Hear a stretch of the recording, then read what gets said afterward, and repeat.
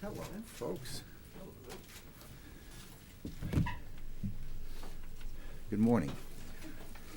Last week, I had the privilege of visiting the Harry S. Truman Presidential Library and Museum in Independence, Missouri. The purpose was to pay tribute to the first U.S. president of the Cold War era and to consider what lessons might be drawn from that important period in our history. The era we find ourselves in today has a great many differences from the Cold War, to be sure, but these two eras also have some instructive similarities. Both were and are fundamentally ideological conflicts. In both, success required bolstering the capabilities of partner nations. And, above all, both required perseverance by the American people and by their leadership. So too today, the key to success will be perseverance. In Iraq, terrorists are obviously trying to ignite a civil war to divide that country and to demoralize the coalition that's helping them along the path towards self-government. The desire to foment civil strife was behind last month's bombing of the Golden Dome Shrine. It has been and remains a time of testing for the Iraqi people, but the Iraqis are meeting that test, thus far successfully, I would say, and defying the seeming rush by some, here and abroad, to proclaim exactly what the terrorists seek, namely a civil war. It's instructive to take note of several things that have happened in Iraq since the bombing of the shrine that must be disappointing to those who seek a civil war. First, the Iraqi security forces have taken the lead in controlling the situation. Coalition forces assisted in a supporting role, according to General Casey. And second, the Iraqi government leaders took a number of key steps that have had a calming effect in the situation. They imposed a curfew, and the leaders of most of the major parties have stepped forward to publicly urge restraint on all parties. From what I've seen thus far, much of the reporting in the U.S. and abroad has exaggerated the situation, according to General Casey. The number of attacks on mosques, as he pointed out, had been exaggerated. The number of Iraqi deaths had been exaggerated. The behavior of the Iraqi security forces had been mischaracterized in some instances. And I guess that is to say nothing of the apparently inaccurate and harmful reports of U.S. military conduct in connection with a bus filled with passengers in Iraq. Interestingly, all of the exaggerations seem to be on one side. It isn't as though there simply have been a series of random errors on both sides of issues. On the contrary, the steady stream of errors all seem to be of a nature to inflame the situation and to give heart to the terrorists and to discourage those who hope for success in Iraq.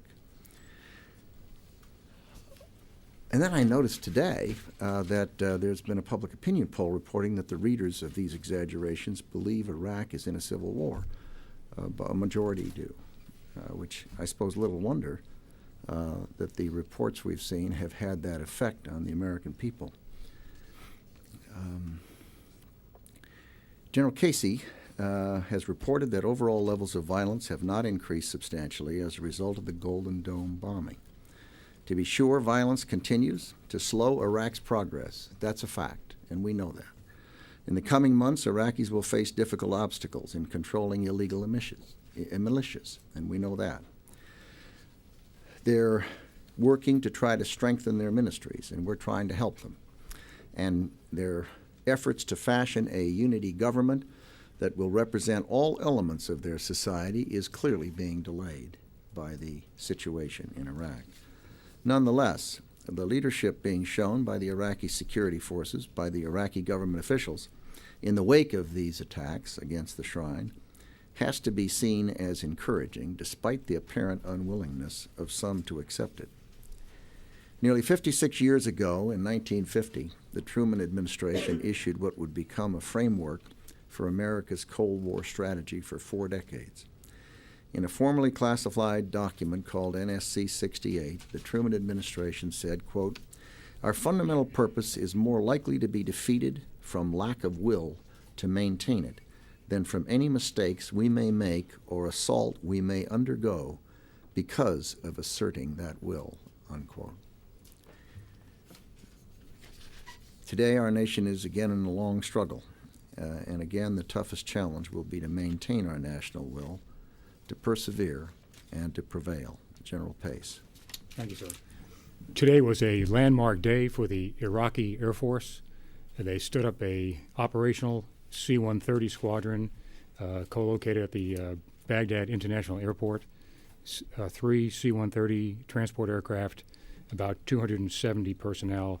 This culminates over a year of training and mentoring, and the stand-up of this squadron is good for the country and good for their armed forces.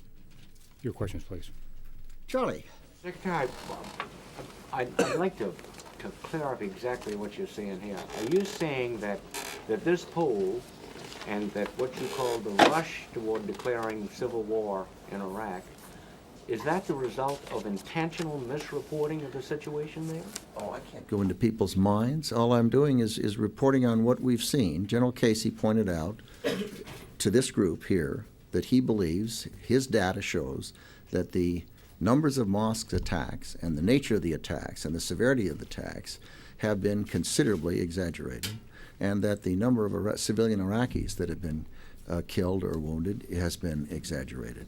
And now, why someone or whoever did this, I have no way to judge. I'm not going to judge them. It's just a fact that he is saying that, and I believe he's correct. But you said, sir, that I believe that the reporting was virtually one-sided. Does that mean? The interesting thing about it is they all seem to be of a kind. All the things that have later been corrected or need to be corrected or that he believes were exaggerated all seem to be on one side of the equation. We don't see the similar thing on the other side, which you normally would get in some kind of a random spread, one would think. Well, do you believe that the media has been duped by the situation or doesn't understand it or what? All I'm doing is reporting.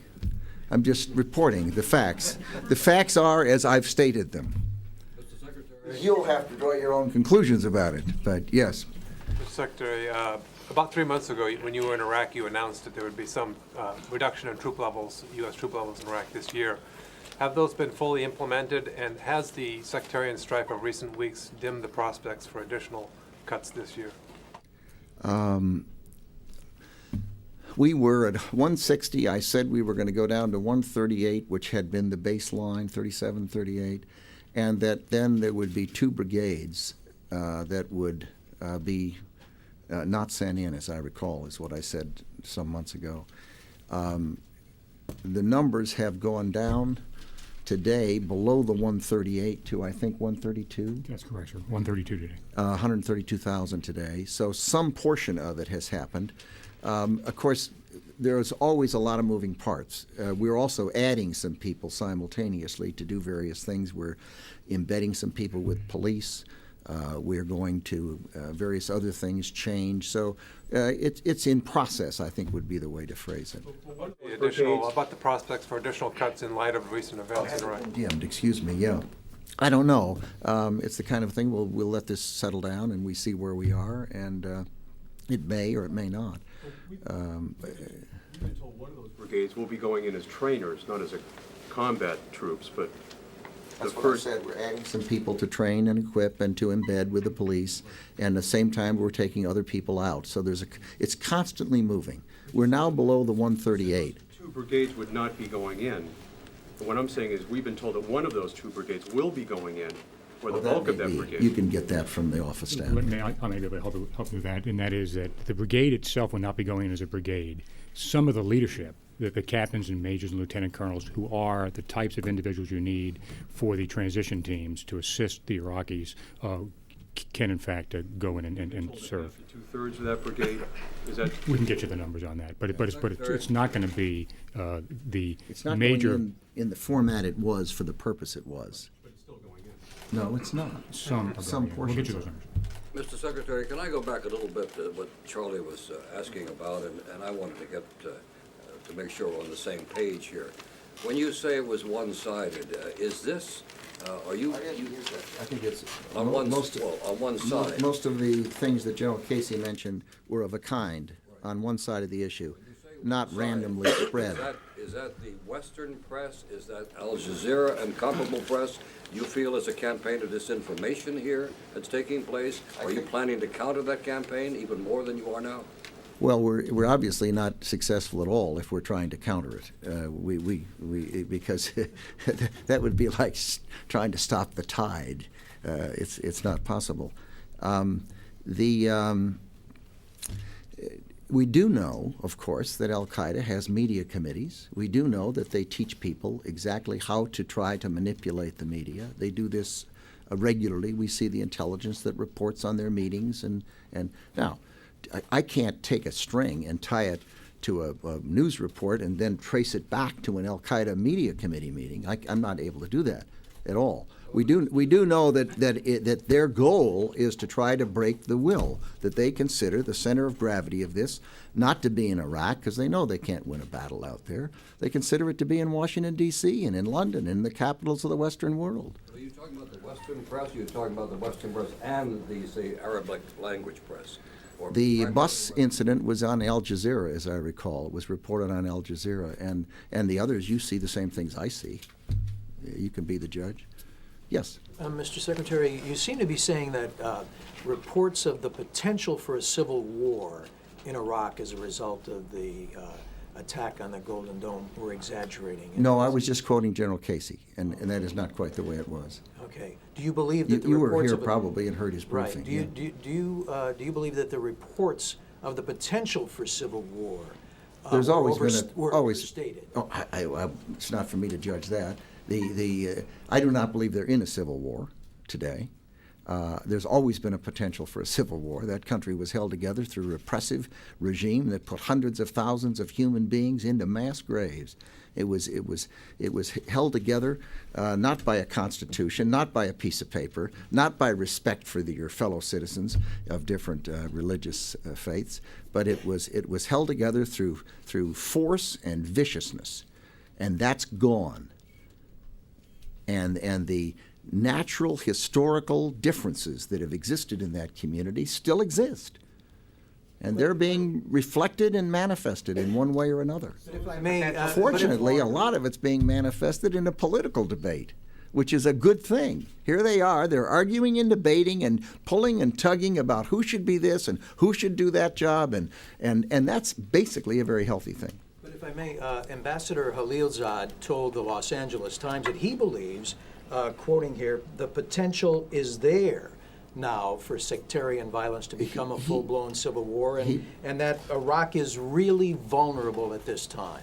Well, he's there. He's an expert, and he said what he said. I happen to not have read it, but I certainly am not going to try to disagree with it. There's always been a potential for that. That's something that people have talked about from the beginning. Well, Ambassador Khalilzad also said that the toppling of Saddam Hussein in 2003, in his words, opened up Pandora's box of ethnic and sectarian violence. What do you make of that? Well, I haven't seen the full text of it, but clearly, if you take away a repressive regime that slaps people in jail, kills them, fills graves with hundreds of thousands of Iraqi citizens, uses chemicals on their own people, and you stop doing that, and you say to them, folks, a constitution, a piece of paper is going to be what's going to hold this place together. That is an enormous step. And the fact that the Iraqi security forces, particularly the MOD forces, have held together and provided security during this period, the fact that the leaders of all sects have stood up and said, hey, wait a minute, caution, behave, don't engage in sectarian violence, don't engage in retaliation. That's been I think, a fairly significant thing that's worth mentioning, which is why I thought I'd mention it. Mr. Secretary, Yes. what would a civil war look like? In General Pace, what are the signs you're monitoring there that, in your eyes, haven't come to pass, but if they come to pass, wouldn't indicate a civil war? What are some of the signs we haven't seen yet? Well, what you have seen is the Iraqi armed forces and the Iraqi police are loyal to the central government. They have been on the streets protecting the Iraqi people. The police have gone to the mosque and protected the mosque. You're seeing all the things you would want to see to preclude the kind of things that would lead to civil war. The Iraqi people, Sunnis, Shia, Kurds, have walked up to that possibility. I believe they looked into the abyss and have said, this is not where we want to go. We want to have calm. We want to have a peaceful future. And the Iraqi Armed Forces and the Iraqi police are performing extremely well in providing the security for their government to make the right kinds of decisions that they are. What would falling apart look like, though? Would it be Iraqi police not just standing off on the sidelines, letting militia pass through their lines? What would chaos and civil war actually look like to the public here? Why don't you ask the other question? What would it look like if there's not chaos and civil war? And that's kind of what people have been describing. If you have, on the one hand, the Iraqi security forces succeeding, that's good. The backside of that would be they wouldn't be. They would disappear, or they would fall apart, or they would engage in sectarian violence of themselves, or they'd refuse to obey, or something like that. The leadership, you want to know the other side, you want to know the worst, obviously. What would it look like? What would be terrible for the people, the political leaders and the government figures to do exactly the opposite of what they're doing? And that is to stand up and say, by golly, we're not going to take this. They bombed one of our mosques, let's go bomb their mosque. And they said just the opposite. I know it's amazing to think that. But that's what's happened. So the level of violence and attack should not be seen as a barometer of civil war, the intensity or the duration or quantity of attacks. That's one thing. You don't think that's a valid barometer, whether... I don't know that I commented on that, but I did happen to just look at that list, the barometer of attacks. What, do you want to describe it?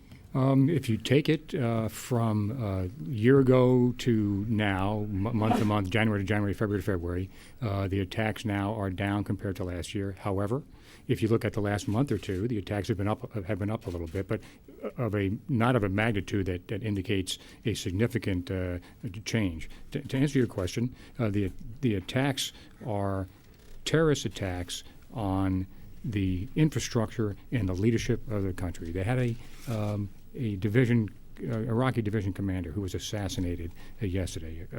Our hearts go out to his family. Here's a man who believed in the future of his country and stands up and takes command of a division. And those who do not want the Iraqi people to be free gun him down. That's the kind of violence you're seeing. It's not the other kind. Yes. Mr. Secretary, I would like to ask you about the U.S.-India agreement last week. What impact could have this agreement on Iran and on its relation with China? And my second question, if you don't mind. I do. I'm going to leave that for the Department of State. That was handled through the Department of State and the White House, and they're the appropriate people to respond to that. My second question, what about the visit of the Egyptian MOD, Minister of Defense, today to the Pentagon? I think it is today. He is here. Yes, indeed. Yes. And I'm looking forward to it. He's a gentleman that I've met over a long period of time, many years, and he comes here periodically, just as I go there periodically. And any discussion regarding the military cooperation between the U.S. I'm sure and we Egypt? will. We always discuss military-to-military relations with Egypt and with our other friends and allies. Pam? I have two questions about the long war, and both of them sort of come off your opening statement. You, in late January, circulated a memo that Newt Gingrich wrote, sort of listing what he thinks need to be the changes that the country needs to make in order to fight and win a long war. And you asked for responses back. When was this? January 30th. Oh. You asked for responses back from it, and they should have been due in last week. And I was wondering if there are any specific things that came out of that you are thinking of including in the QDR planning documents, which was the purpose of your memo. I haven't seen the responses. Well, we better get on that. They're due March 3rd. The General Pace, you're on the list. I'm sure my responses will be just right. Yeah. So the second question, then, if you'll take it, is I've listening to one of the pillars of your plans in fighting the long war is helping governments sort of stand up their own forces against terrorist forces and keep areas from becoming ungoverned that terrorists could then use. During the Cold War, the United States pursued a similar policy, and it ended up having some benefits and also some disadvantages, including in Afghanistan. Osama bin Laden was one of the recipients of some of the U.S. aid in standing up Afghan forces against the Soviet Union. I don't see an alternative to the plan that you guys are pursuing, but I'm wondering what you're doing to mitigate sort of the long-term possibilities of something like that happening, that in the short term, trying to help governments fight terrorism, while in the long term not creating our future enemies or not training them. It's always a risk. You've got to. Are you doing anything to mitigate it? How are you thinking about it? I don't know how many countries in the world, but 180, 90, something like that. And you reach out and see a situation. In no instance is it perfect. And you end up making a judgment that you want to be helpful to a country for good reason. And then you can look 5 years later and the circumstance could change in that country, particularly if it's a democratic country or if there's a coup and different people take charge. We've seen that where some man-pads have ended up in the hands of the wrong people, and we've had to have programs to go out and try to purchase them back and find ways to avoid having them used against us. So I guess you have to, deal with the world and make best judgments. Successive administrations do that, and generally I would say, given the past record, our country's been pretty successful at it in the last 50 to 60 years. With periodic potholes in the road, as you suggest. Secretary. Yes. I'm not actually sure whether this issue has come to the attention of either of you gentlemen yet, but are either of you broadly aware of these hate groups that have been showing up at military funerals across the Midwest? And I wonder if you have any reaction to it yet, or any view about the impact these people are having on military families trying to bury their dead? Yeah, I've heard about this. And here you have a family that has lost a loved one. That loved one has served his or her country to the best of their ability, and we're trying to render proper honors and respect to them. And while the family is in probably the height of its mourning period, any entity, any group, any individual who would try to use that solemn event for some other purpose, I think is really wrong. Secretary, you said that this political horse trading to form a new government is a good thing, even though it's delaying. Politicking. Yeah, even though it's delaying things a bit, forming the Iraqi government. Oh, I don't think the politicking is being delayed by this. I think that the attack on the Golden Dome Shrine is delaying it, has delayed it, and the difficulties that posed. And you've also said that it's clear that terrorists are trying to provoke civil war. Mm-hmm. Do you think the longer the Iraqis take to actually form this government leaves them more vulnerable to pushing them over some cliff towards that civil war? I don't know, but I don't think so. I can't give evidence as to why I say I don't think so.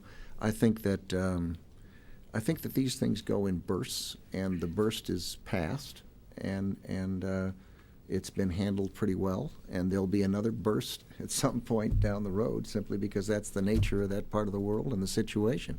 It's a tough situation.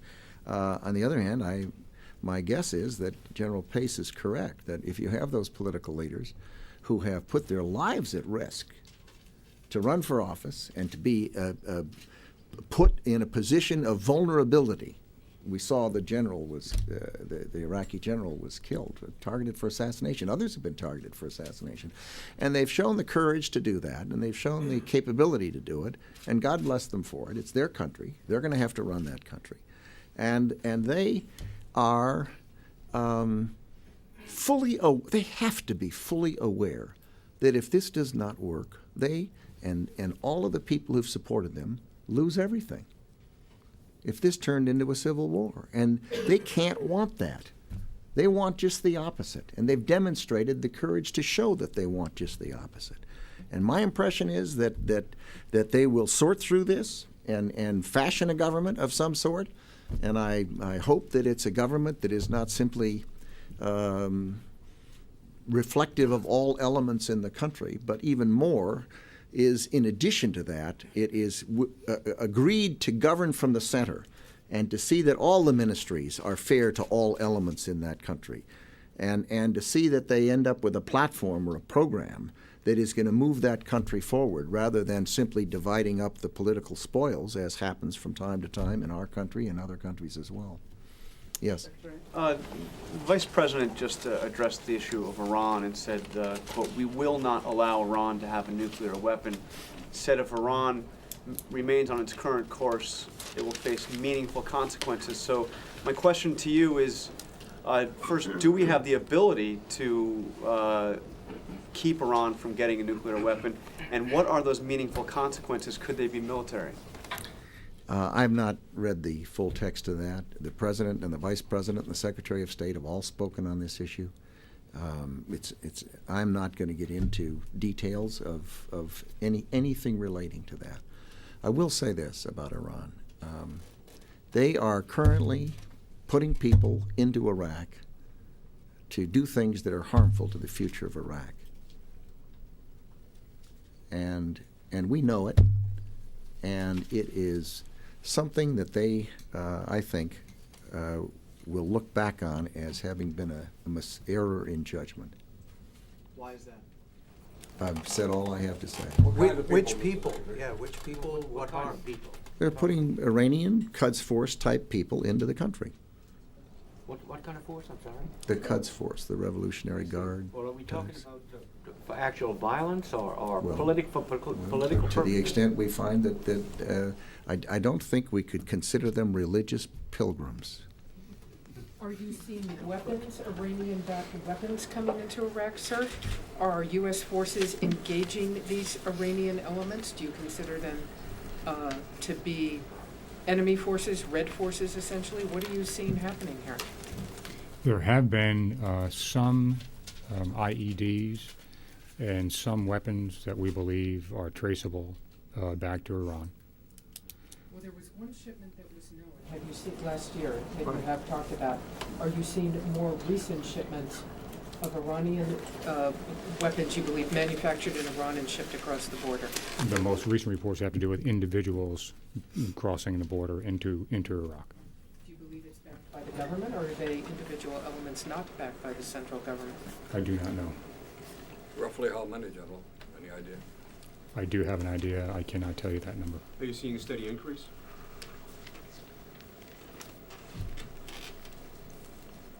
Hard to answer that question because we get periodic reports, and I don't know what that snapshot in time is, whether it's the only thing that has happened or the one that we happen to catch. So I should not answer that because I don't know the spectrum. Do you Let's believe say they're in a coming? Are country there? the size of California with a population of 28 million people and porous borders with Iranian pilgrims going back and forth all the time, it's not an easy thing to make those kinds of assessments. Is this a threat to Iraq's security? I think that the Iraqi Shia are Iraqis myself. I think that they're not going to be enamored of having help from across their border. So it is clearly a problem. Is it a threat to their security? I mean, I don't know. Is it possible some more Iraqi civilians will be killed? Sure, it is. Do you, sir, think this is backed by the central government in Iran? What's your Of view? course, Quds Force, the Revolutionary Guard doesn't go milling around willy-nilly, one would think. Is there any way you can shore up the borders more, particularly I those don't have border- evidence of that, but it's just clearly, pardon me? Any way you can shore up the borders more with more troops or surveillance or? We're working with the Iraqi government to enhance the capacity, the total numbers dedicated to border control and also their capacity. Does the Iranian border become more of a problem than the Syrian border? I don't want to compare them. They're both problems. Yes. I'd like to ask about the realignment in Japan. About the what? Base realignment in Japan. Mm-hmm. In this month, a final report will be released in this month with the Japan government. But in Japan, there is still local protest feeling even now. And it seems to me very difficult to get an agreement with the local community. In this situation, how do you look at this situation? Well, you know, if you've got millions of people in a country, there are always going to be different views. That's the way it is, and you expect that. That's what democracy is about. and therefore the government will make a decision, and the government has made a decision of Japan, and there'll be people who will agree with it and people who don't agree with it, and that's life goes on. So you mean that if Japanese government couldn't get an agreement with the local people, you can get a final report in this month? I'm not going to get into that. First of all, it's not our final report. It's a final report, and it's something that we've negotiated out with the government of Japan. The government of Japan is very supportive and comfortable, and then they work with their local communities to sort things out, the details, and then they'll come back to us, and life will go on. Not to worry. It'll be fine. It'll all work out. Yes. Mr. Secretary, the German government seems to be in trouble because of contribution just before the war started of two intelligence agents. Were you at that time aware that they were there? I remember it was the time of all Europe. First of all, I wasn't. I'm not aware. I wasn't aware then. I'm not knowledgeable today. And the government that was involved during that period is not the government that's currently in, which makes me wonder why you say the current government's in trouble. Because part of the old government are part of the new government. Well, But anyway, was I'll the bet they contribution survive it. probably? But was the contribution substantial or not? I said I don't know. You don't I wasn't aware then, and I'm not now. It's something that I guess the German government's looking into. I just don't know. Yes. Considering your opinion about the Germans, looking back? Yes. Yesterday, a newly formed commission on the Reserve and Guard formed and kind of announced their creation and signaled. We'll make this the last question, so make it a good Sure. one. Signaled a hope that NORTHCOM could have an expanded role in the light of a natural disaster or other incident. I just wonder if you generally support an You say expanded. a commission was formed Right. that expressed that the first day they were formed? They signaled a hope for that. Is that right? Down the road. Yeah, I haven't seen that signal. It's hard for me to It believe. is not. It's hard for not me. made their formal recommendations. It's but hard that's- for me that a commission that's just been formed Right. could be opining on their conclusions Would you before they've generally met. would you generally support an expanded role for NORTHCOM in that regard? First of all, I wouldn't characterize it that way. NORTHCOM. I mean, the issue isn't NORTHCOM versus the National Guard, active versus reserve, or something like that. The issue that was posed in the lessons learned report that went to the president and to all of us was an issue that was sent to me and Secretary Chertoff, and we were asked to come back to them with any recommendation we might have as to that question, that very question.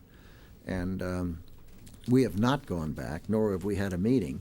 And unlike others, I would prefer to have a meeting before characterizing an answer. What's the mission of these Quds forces, Mr. Secretary?